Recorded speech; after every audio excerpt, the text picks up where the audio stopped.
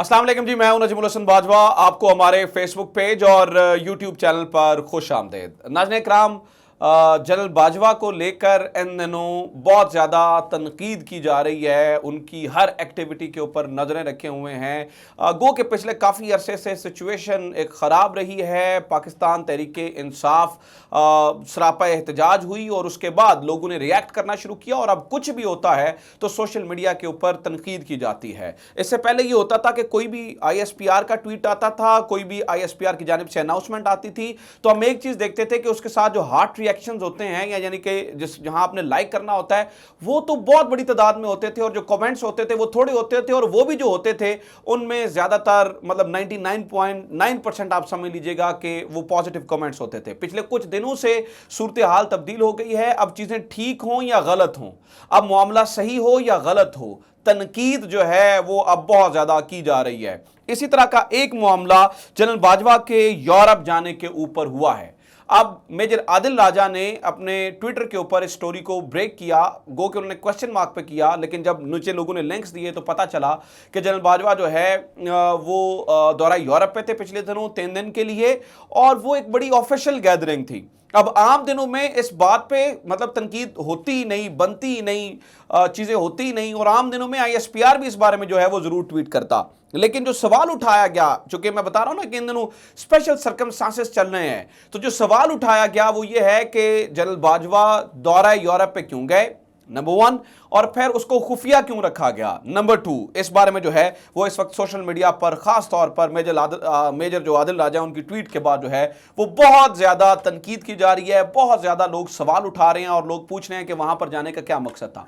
गो के मैं आपको बता रहा हूं ना, समटाइम चीजें इस कदर कॉम्प्लिकेटेड हो जाती हैं, इस कदर पेचीदा हो जाती हैं, चीजें इस कदर खराब हो जाती हैं कि फिर सही चीजों के ऊपर भी जो है वो तनकीद शुरू हो जाती है। सही चीजों के ऊपर भी लोग सवाल उठाना शुरू कर देते हैं। इसलिए ISPR की प्रेस रिलीज का जो है वो इंतजार किया जा रहा है। एक तो मैंने इस बारे में तफसीलन बताना है कि वहां पर क्या हुआ था, जनरल बाजवा असल में दौरा यूरोप उन्होंने किया क्यों और तनकीद की क्यों जा रही है, मतलब मकसद क्या था जाने का, अगर उनकी बात को सही माना जाए तो तनकीद क्यों जा रही है और ISPR के ऑफिशियल स्टेटमेंट का भी हमें इंतजार करना क्यों जरूरी है, नंबर 1। नंबर 2, नाज़रीन इकराम, कल रात से एक बार फिर एक्सटेंशन की खबरें, एक बार फिर मुद्दत मुलाजमत में तौसी की खबरें एक बार जो है वो दोबारा से मार्केट में आ चुकी हैं, ज़ेरे गर्दिश हैं। इसके ऊपर भी बात करनी है। इकॉनमी आज भट्टा बैठ गया, बहुत बुरी सूरत हाल है, इसके ऊपर भी तफसीलन बात करनी है। अब सुने जनाब वाला, हुआ क्या हुआ, ये कि एक ट्वीट किया गया मेजर आदिल राजा की जानिब से और उन्होंने कहा allegedly general Bajwa was in Europe from 13 to 16 June 2022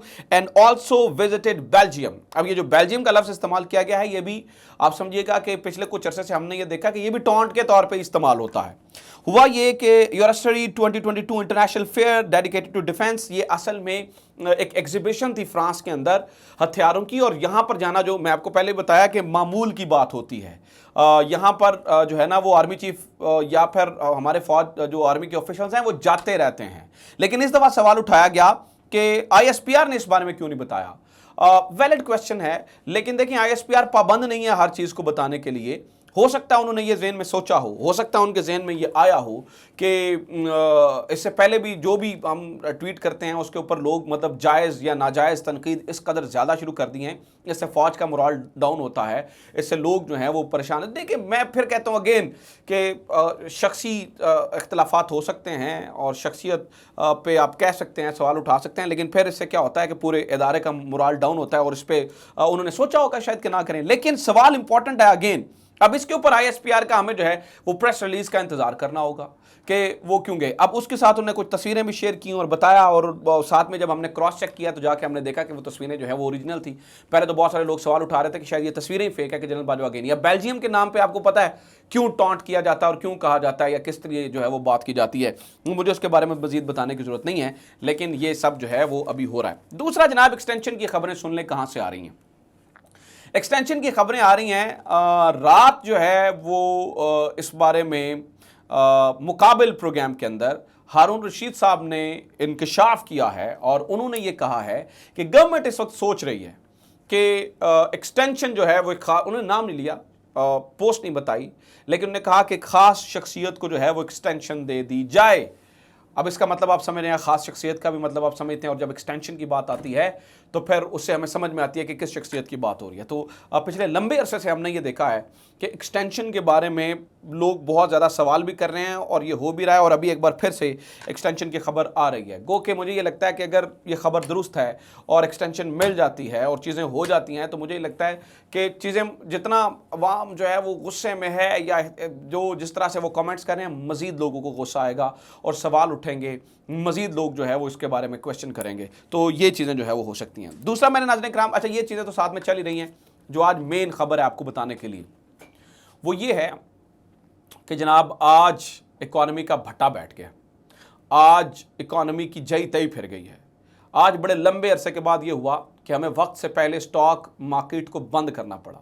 आज बड़े लंबे अरसे के बाद ये हुआ कि हमें जो है वो स्टॉक एक्सचेंज में इतनी मंदी देखने को मिली। 2000 पॉइंट्स, ये पॉइंट पॉइंट करके ऊपर जाता है जब कोई अच्छी खबर आती है, और आज ये 2000 पॉइंट। और कल जो भंगड़े डाल रहे थे डॉलर नीचे आने के ऊपर, आज वो पता नहीं क्यों इस पे बात नहीं कर रहे हैं कि आज जो है वो डॉलर दोबारा ऊपर चला गया है। इसकी वजह क्या हुई नाज़रीन कराम? इसकी वजह ये हुई है कि जनाब मियाँ मोहम्मद शहबाज शरीफ, जो अहल भी हैं, तजर्बाकार भी हैं, they can and they will, जिनका जो है ना वो नारा भी है, उन्होंने एक सुपर टैक्स लगाया है। और सुपर टैक्स लगा है शुगर मिल्स पे, ऑयल पे, फर्टिलाइज़र पे, गैस, LNG, ये सरिया, सीमेंट, तमाम बड़ी इंडस्ट्री के ऊपर जो है वो सुपर टैक्स लगाया गया है 10%। और इससे क्या होगा? इससे बेड़ा गर्क हो जाएगा, इससे चीज़ें जो है वो ख़राब हो जाएंगी। अच्छा, मुझे हैरानगी होती है और मैं बड़ा परेशान होता हूँ ये ख़बरें सुनकर और इस तरह की स्टेटमेंट्स सुनकर, जैसे शहबाज शरीफ साहब ने स्टेटमेंट दी है कि जनाब इस वक्त क्या किया जा रहा है जी, हमने गुर्बत से बचाने के लिए लोगों को जो है वो ये टैक्स लगाया है। ये 10% जो टैक्स है कि लोगों को गुर्बत से बचाने के लिए लगाया गया है। हालांकि इससे मज़ीद गुर्बत बढ़ेगी, इससे मज़ीद जो है ना वो लोग जो है वो पिसेंगे। अब देखें, फर्टिलाइज़र किसान तो मर जाएगा, अब आपकी खादें जब ऊपर चली जाएंगी उनकी कीमत, और फिर इमरान खान ने इतनी मेहनत करके ये कंस्ट्रक्शन के शोबे को इतना ऊपर लेके गए थे, अब वो तो सारा बेड़ा गर्क हो जाएगा, सारा कुछ तबाह हो जाएगा। कंस्ट्रक्शन का शोबा जो है वो जाता रहेगा, उसमें तो मतलब आप समझिए ना कि सिचुएशन बिल्कुल जो है वो ख़राब होती हुई नज़र आ रही है। तो ये किस्म की जो है ना वो मामला है जो लगाया गया है। फिर LNG गैस जनाबे वाला मिल ही नहीं रही, अब इंटरनेशनल मार्केट से, और फिर सर्दियों में अवाम ने फिर जो है ना वो जलील होना है। तो इस तरह हालात को जो है वो इस नहज पर लेके जाया जा रहा है, इस कदर ख़राब किया जा रहा है। मैं आज मिफ्ता इस्माइल साहब की एक स्टेटमेंट सुन रहा था, पता नहीं उन्होंने गरूर में या लोगों को टॉन्ट करते हुए कहा कि हमने पेट्रोल की इतनी कीमतें बढ़ाई लेकिन अवाम नहीं निकली। मैं हैरान हूँ, मुझे लगता है कि ये किस किस्म की सोच है। तो मैंने उसके ऊपर अभी ट्वीट किया है, मैंने कहा मिफ्ता साहब आप ये ज़हन में रखिए कि लोग तो निकल रहे हैं, लेकिन हाँ पूरी पाकिस्तानी कौम नहीं निकल रही है, लेकिन आप जुल्म जारी रखिए, आप जुल्म को इसी तरह से पूरे शदोमत के साथ, पूरे ज़ोर शोर के साथ जारी रखिए, ताकि लोगों को होश आए और फिर अवाम का हाथ हुक्मरान के गिरबान तक पहुँचने में टाइम नहीं लगेगा।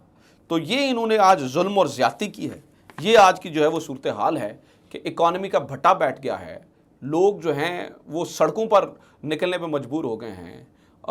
फिर उसके बाद आपने जो है ना वो मज़ीद आप कह रहे हैं जी आपने पावर सेक्टर में मज़ीद कीमतें बढ़ानी हैं, मज़ीद बिजली की कीमतें ऊपर जानी हैं। तो ये चाहते क्या थे? ये तो महंगाई मुकाओ मार्च का नारा लगा कर आए थे, ये तो नारा लगा कर आए थे कि गरीब की ज़िंदगी आसान करेंगे। ये हाँ एक तरीक़ाकार है, इन्होंने गुर्बत ख़त्म करने का बड़ा नया तरीका ईजाद किया है, और वो तरीक़ाकार ये है कि गरीब मुकाओगे तो गुर्बत आप ही ख़त्म हो जाएगी। तो ये गरीब मुकाने के मूड में है, तो गरीब ख़त्म कर देंगे तो गुर्बत ऑब्वियसली डेफिनेटली ख़त्म हो जाएगी। ये इनका नया तरीक़ाकार है। अपना ख्याल रखें, खुदा हाफ़िज़, पाकिस्तान जिंदाबाद।